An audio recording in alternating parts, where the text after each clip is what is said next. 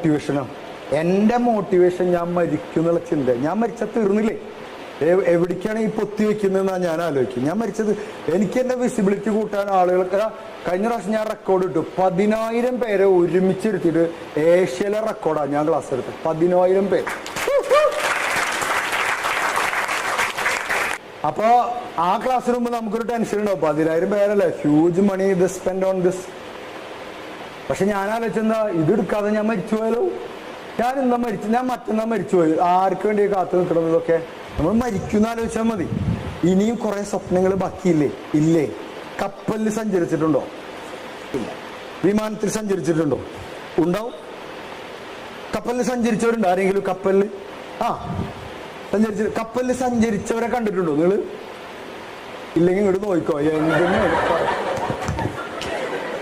നിങ്ങളുടെ അതേ ബാച്ചാട്ടോ ആ മനുഷ്യൻ.